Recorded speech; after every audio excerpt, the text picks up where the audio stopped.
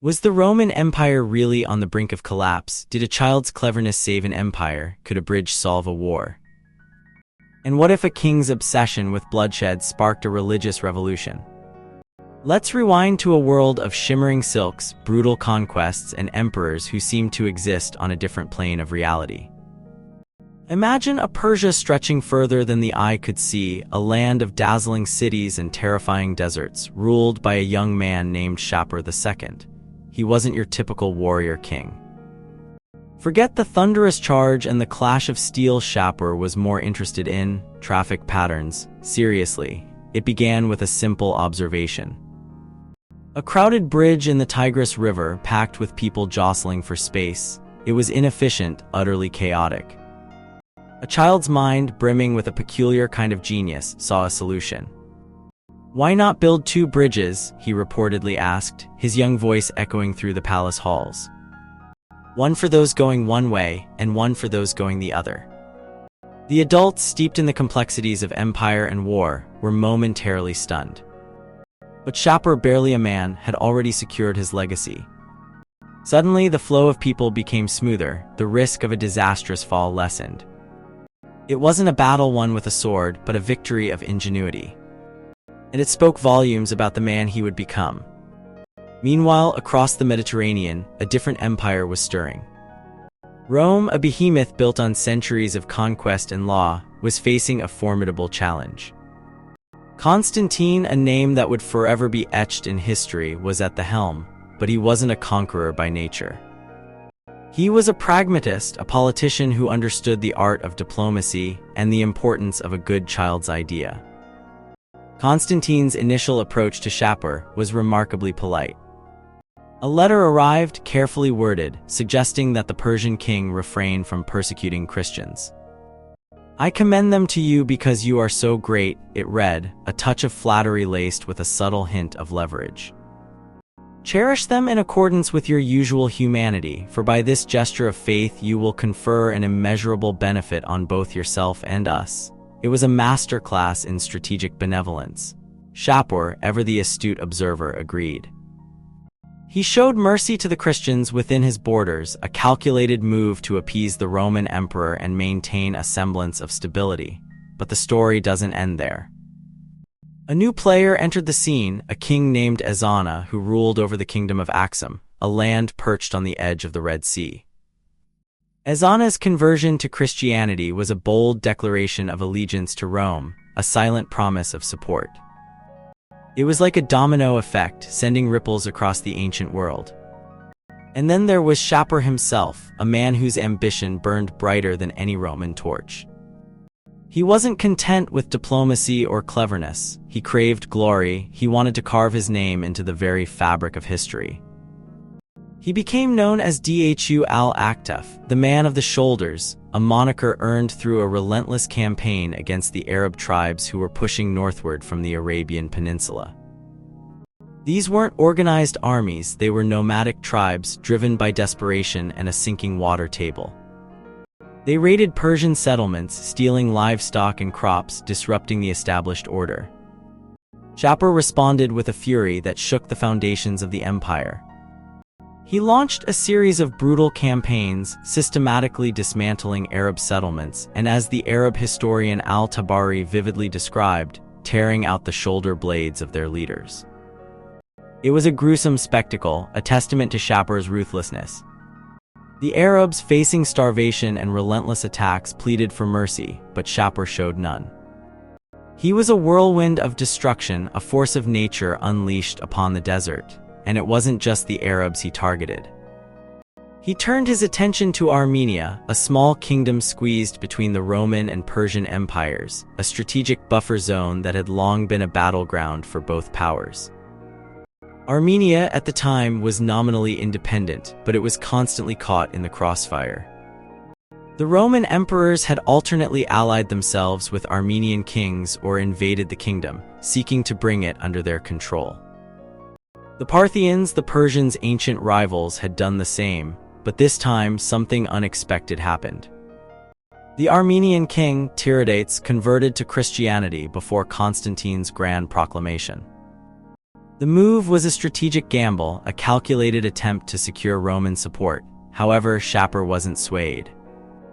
He employed a cunning tactic. He orchestrated the assassination of Tiridates's chamberlain, a trusted advisor. The chamberlain, a man desperate for survival, poisoned his king, hoping to secure his own safety. Ironically, Tiridates's death only strengthened his claim as a martyr, and his son, Khosrov the Short, ascended the throne. The Persian army marched into Armenia, but they were met with fierce resistance. The invasion failed, a costly setback that demonstrated the depth of Armenian resolve. Shapur, however, wasn't one to dwell on defeat. He shifted his focus to the religious landscape of his own empire. Christianity, once a tolerated minority, was now viewed with suspicion, increasingly seen as a potential source of disloyalty and espionage. Ifrahat, a Persian Christian monk, documented the escalating persecution with chilling detail. A great massacre of martyrs, he wrote, was unleashed. But the Christians, bolstered by their faith, held firm, believing in a promised reward. Shapur, determined to crush the burgeoning Christian movement, ordered a systematic campaign of repression. Meanwhile, in Rome, Constantine was plotting his own grand strategy. He intended to launch a crusade, a military expedition ostensibly aimed at protecting the Christians of Persia. He even planned to be baptized in the Jordan River during the campaign, a symbolic act of reaffirming his faith. But fate, as it often does, intervened. Constantine fell ill and died in 337, leaving behind a fractured empire and a succession crisis. The three sons of Constantine, Constantine II, Constans, and Constantius, immediately began vying for the throne. A chaotic power struggle ensued, marked by betrayal, murder, and shifting alliances. Constantine II, the eldest, seized the prefecture of Gaul. Constans claimed the prefecture of Italy, including Rome and North Africa. Constantius, the youngest, controlled the entire Eastern Empire, including Constantinople. The situation quickly deteriorated. Constantine II and Constans engaged in a bloody war, culminating in the assassination of the former. Constantius, meanwhile, continued his campaign against Armenia, installing a Persian puppet ruler. The kingdom was once again under Persian control, a testament to Shapur's unrelenting ambition, but Shapur's victories were short-lived. The Roman response was delayed by the infighting among Constantine's heirs. Then, a young man named Julian, a cousin of the deceased emperors, emerged as a potential contender. Julian, raised in relative isolation, had been rigorously trained in Christianity by his tutor, Mardonius. He was a skilled military leader, a charismatic figure who quickly gained the support of the Roman army. Julian, recognizing the looming threat posed by Shapur, launched a counteroffensive. He invaded Armenia once again, forcing the Persian puppet ruler to flee. The two armies met at the city of Amida, a strategically important fortress on the Euphrates River. The battle was a brutal, bloody stalemate, lasting for 73 days.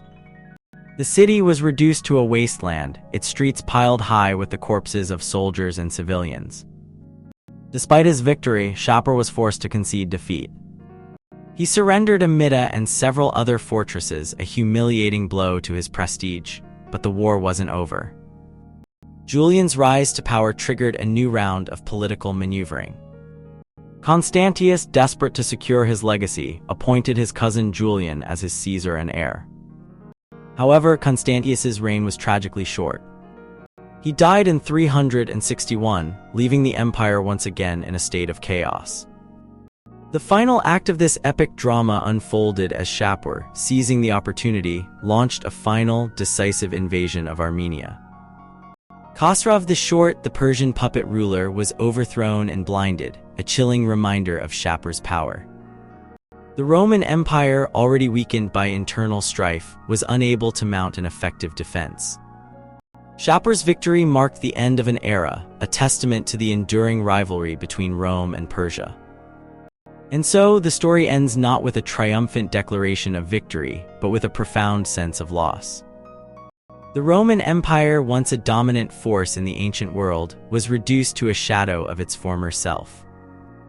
The legacy of Constantine and Shapur, two men who shaped the course of history, remained etched in the annals of time, a reminder of the complex interplay of power, faith, and ambition that defined the ancient world. But what truly defines a great leader? Was Shapur's ruthlessness justified by his ambition to protect his empire, or did his actions betray a fundamental lack of compassion? And did Constantine's diplomatic maneuvering ultimately secure peace, or merely postpone a larger conflict? Perhaps the most enduring question is this: can a single act of ingenuity, a new traffic pattern, a bridge designed for efficient flow, truly alter the course of an empire?